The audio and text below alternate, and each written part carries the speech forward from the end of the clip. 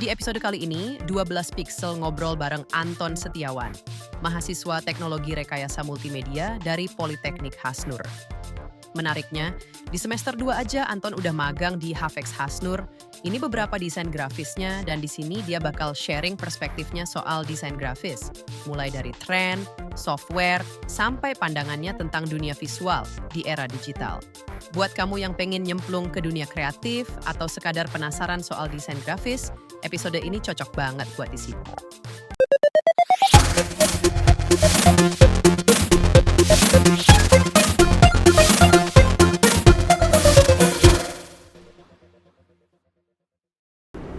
Selamat datang kembali di 12 Pixel.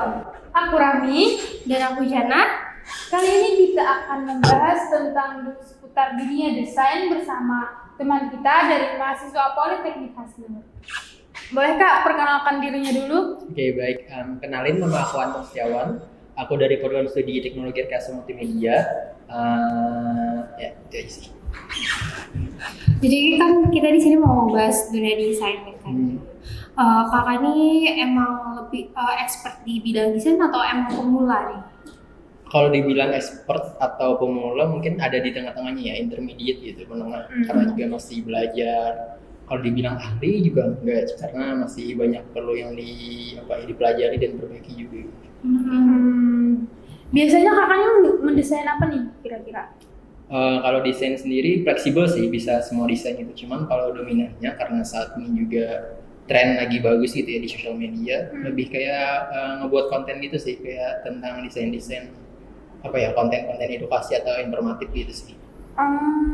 Konten-konten misalkan kayak tips apa gitu. Jenis kayak gitu. Artinya itu biasanya ngepost di mana sih, media sosial apa yang kamu pakai gitu di? Biasanya gunain Instagram sih sebagai media sosial utamanya ya, karena melihat kayak Instagram itu merupakan pasar yang cukup bagus untuk konten-konten seperti itu gitu. Kalau di TikTok belum berarti? Kalau untuk sosial media lainnya seperti TikTok belum sih, belum ada ketertarikan untuk hal itu sih. Berarti kakaknya ini Kak, tanggapan saya nih, kakak tuh suka ngedesain kayak biasa aja, nggak kayak berbentuk video gitu Kak? Lebih kayak desain yang kayak kita ngejelasin sesuatu gitu, kayak tentang apa misalkan, tapi ada gambarnya, jadi kita kayak bisa memvisualisasikan apa yang kita sampaikan kepada audiens gitu sih. Semacam infografis. Mungkin Infografis gitu sih. Mungkin poster juga mungkin. Terus kenapa sih jadi milih mau ngedesain gitu kan? Padahal kan banyak pilihan yang lain gitu. Banyak macam-macam. Sebelumnya prodinya teknologi rekayasa multimedia kan? Betul. Karena kita juga riset juga dulu narasumber kita seperti apa ya guys, jadi aku tahu. Maksudnya ada kan pilihan yang lain seperti videografi, terus fotografi gitu. Mungkin dulu itu karena ketertarikan terhadap dunia desain itu dimulai ketika kelas 3 SMP waktu itu ya. Waktu itu kan kalau dari segi videografi dan lainnya itu masih belum ada yang membuat tertarik lah. Mungkin kalau sekarang itu kan kontennya sudah berkembang jauh lebih baik gitu kan. Tapi waktu dulu itu desain itu kayak lebih bagus dan dari tahun ke tahun itu selalu konsisten gitu. Jadi itu sih membuat ketertarikan terhadap dunia desain. Oh iya. Karena zaman sekarang kalau nggak salah emang video kan lebih merajalela, lebih memenuhi pasar. Betul. Foto atau maksudnya desain tuh kayak termasuk foto kan, termasuk video dan lain-lain. Itu kayak kurang diminati kalau anggapannya yang tukang desainnya ini nggak bisa yang ngasih tahu yang emang orang tuh langsung tangkap gitu. Kadang kan orang bosen kalau teks kebanyakan juga. Apalagi kan sekarang banyak orang minim literasi gitu. Iya. Jadi kayak kalau kebanyakan teks gitu daripada desainnya kayak ya bosan juga sih, nggak tertarik gitu. Terus sih, jadi desain itu bukan hanya sekedar kayak ngedesain sesuatu, tapi kita emang kayak memvisualisasikan apa yang kita inginkan, yang kita sampaikan kepada audiens melalui sebuah desain gitu sih. Oke. Nah, pertama kali nih kakak pas ngedesain itu software apa sih yang kakak gunain? Kalau untuk software dulu ya mungkin karena dulu itu belum punya device yang mumpuni gitu, paling menggunakan handphone waktu itu. Kalau nggak salah software yang dipakai itu Pixel Pro sama Pixel Lab. Itu salah satu software yang ada di Android sih. Kalau sampai sekarang masih itu. Kalau untuk sekarang itu udah move ke Canva sih, karena Canva itu kan sekarang lebih fleksibel ya, bisa digunakan lewat laptop, bisa digunakan lewat HP, terlebih juga sekarang ada template-template yang memudahkan kita juga kan. Iya betul. Canva emang sama seperti video juga, kayak udah merajalela gitu, banyak fitur-fitur yang terbaru malah. Tahun ini juga banyak banget fiturnya. Banyak banget sih fitur di Canva yang sangat membantu gitu ya. Mungkin kalau kita melihatnya kayak sebagai software yang harus dimiliki seorang editor itu kayak Photoshop atau mungkin kayak CorelDRAW. Tapi sekarang Canva udah bisa fleksibel gitu dalam dunia kerja sekalipun. Ya orang banyak menggunakan Canva sekarang. Tuh. Lagi buat pemula juga cocok pakai Canva. Cuman anggapannya nggak mematok jadi pemula tuh maksudnya memakai Canva terus-terusan, jangan juga gitu. Ada nyoba hal baru juga. Iya. Jangan asal otomatis juga ya. Di Canva itu udah tetap desain orang kan, bukan desain kita. Karena adanya template ya mungkin juga kalau untuk orang yang perlu cepat itu recommended banget sih buat kayak mau desain tapi bingung mau desain apa, terus tinggal cari template yang cocok sama diri sendiri, pilih, desain dikit-dikit, oke sih. Jadi mau manajemen waktu kita juga kalau kita pengen ngerjain sesuatu yang emang cepat gitu. Sama kayak AI, kita nggak salah pakai AI kan? Iya. Untuk mempermudah juga sih. Mempermudah. Ya, membantu banget sih sekarang sih. Apalagi ChatGPT itu ya memiliki fiturnya bagus banget gitu, kayak bahkan bisa dijadikan sebagai asisten pribadi gitu. Kayak mau ngapain atau bahkan makin apa ya buat curhat aja gitu, sangat rekomend gitu. Bisa. Jangan-jangan udah pernah nyobain nih. Tapi kalau misalkan ChatGPT ini bisa, kalau misalkan kita tuh butuh apa, mau ngedesain apa gitu kayak, tapi kita nih bingung mau ngedesain apa, jadi kita minta bantuan nih konsepnya gimana sama ChatGPT. Nanti itu bisa ChatGPT membantunya. Jadi untuk mempermudah juga lah. Ngomong-ngomong soal ChatGPT ya, karena pembuatan konten itu kan agak sulit ya, maksudnya kayak brainstorming kita mencari idenya gitu. ChatGPT itu sangat membantu banget sih, kayak kita mau konten tentang apa gitu, dengan bahasa yang seperti apa, ChatGPT itu bisa menyesuaikan itu. Jadi tinggal kitanya aja gitu, gimana pintar untuk nge-prompt di AI. Iya betul. Nah, kalau boleh tahu yang tadi software apa tadi namanya? Pixel Lab itu berbayar atau enggak? Untuk saat ini dan dari dulu ya, Pixel Lab itu gratis sih dan offline juga bisa digunakan. Jadi tinggal kayak kita sendiri sih gimana manfaatnya. Kayak misalkan untuk font-fontnya itu kita bisa download dulu kan, kayak baik itu dalam bentuk pack atau satuan. Terus kayak kita bikin di dalam folder. Nah jadi kita font yang sudah kita download itu bisa kita gunain di aplikasinya. Kalau di Canva kan itu belum ada kayak gitu ya? Iya. Itu sih. Kayak di Canva itu kayaknya berbayar nggak sih? Kalau untuk font-fontnya lain itu biasanya berbayar sih. Ada yang yang online gratis, kan? cuman nggak bagus-bagus banget gitu. Yang Fiturnya bagus itu terbatas yang ya? iya terbatas. Ada juga harus online kan? Iya, harus online berbeda. juga. Cuman ada plus minusnya juga gitu. Ada plus minusnya karena di online gitu kan. Iya betul.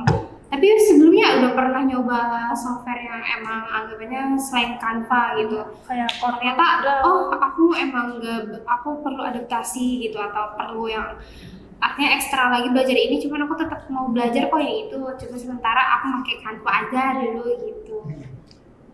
Kebetulan ya karena belajar Canva itu baru aja nggak lama waktu masih kuliah. Jadi kayak masih belajar juga dari Canva, memahami tools di dalamnya, desainnya apa gimana yang bagus gitu kan. Kalau untuk software lainnya untuk saat ini lagi belajar Figma sih. Oh iya. Karena apa ya, Figma itu bagus sih sekarang, apalagi fitur-fiturnya itu cocok banget buat seorang desainer sama juga kayak seseorang apa ya, UI UX designer gitu kan.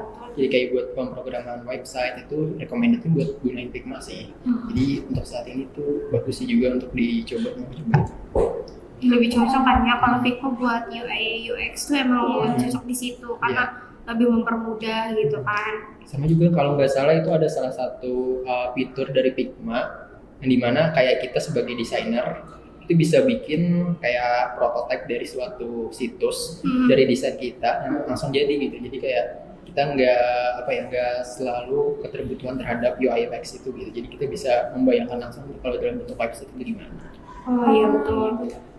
Tahu. Kalau nggak salah di Canva juga mau ada itu kalau nggak salah. Iya. Canva iya sih. Cuman Tapi- belum tahu kan ya. Iya.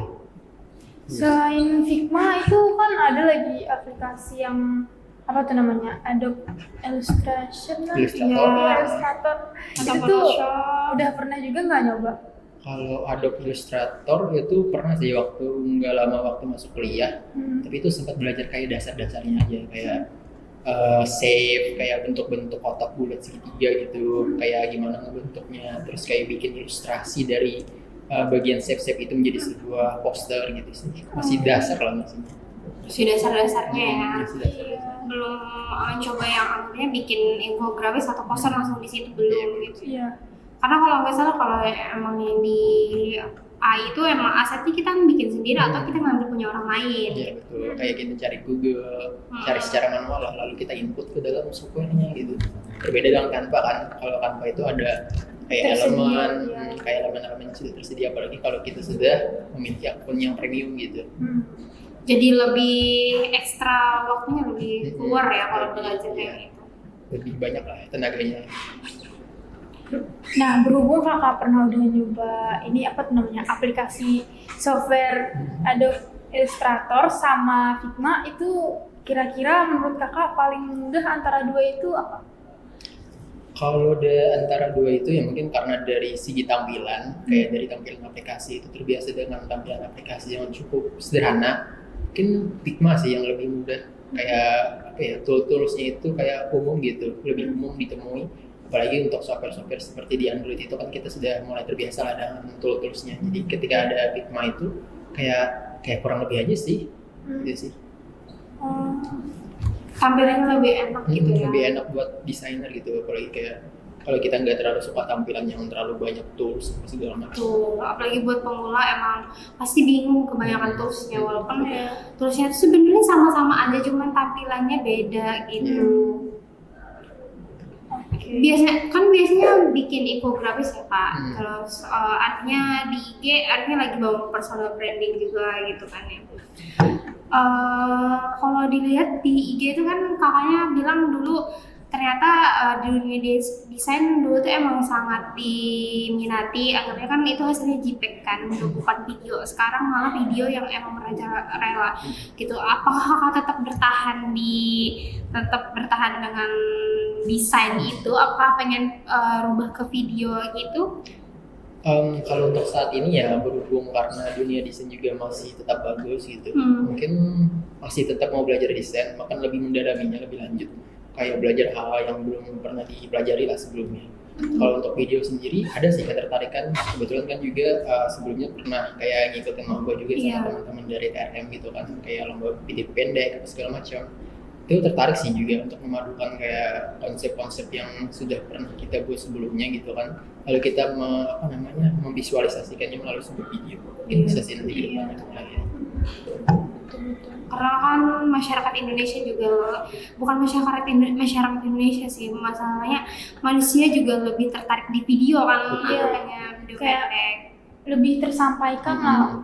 Apalagi khusus yang itu yang minim literasi itu kayak suka mendengarkan aja gitu. Iya, terlebih lagi kan apalagi sekarang itu musimnya Reels ya. Iya. Ada Instagram Reels, ada TikTok, Kata-katanya. YouTube Short. Jadi kayak algoritmanya emang kayak buat video gitu sekarang. Iya.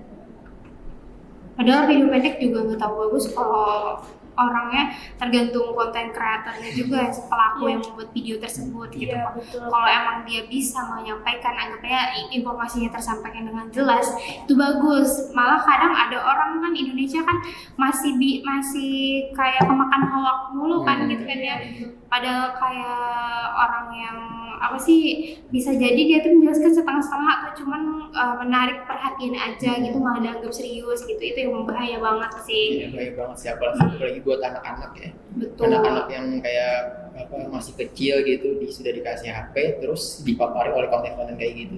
Iya. Itu cukup bahaya sih buat mindset mereka ke depannya. Ya, betul. Makanya infografis juga penting sejujurnya kan di dunia desain.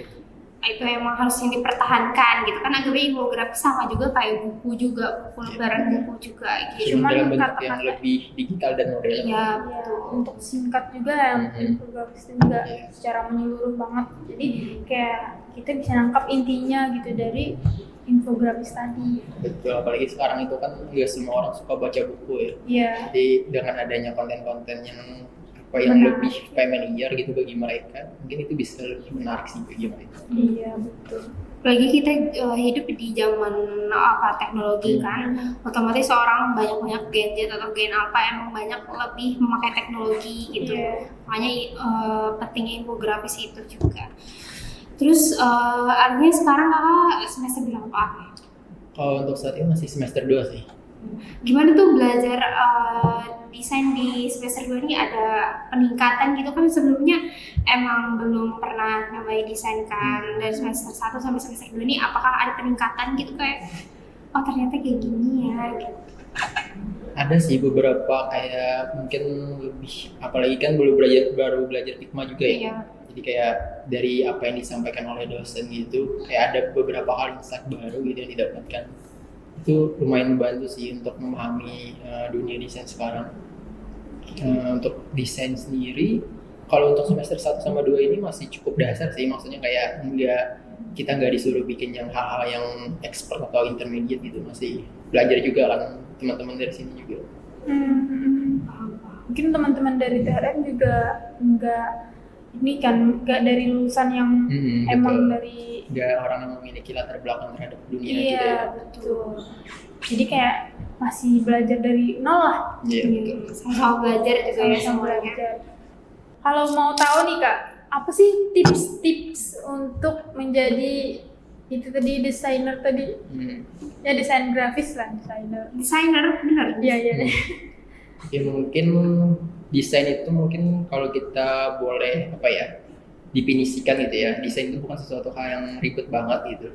Kalau kita melihat pertama kali mungkin kayak ribet banget ya desain gitu. Iya. Tapi kalau kita emang punya niat buat memahaminya, ya seiring dengan berjalannya waktu kita bakal bisa sih. Apalagi kan ilmu itu harus dipelajari ya.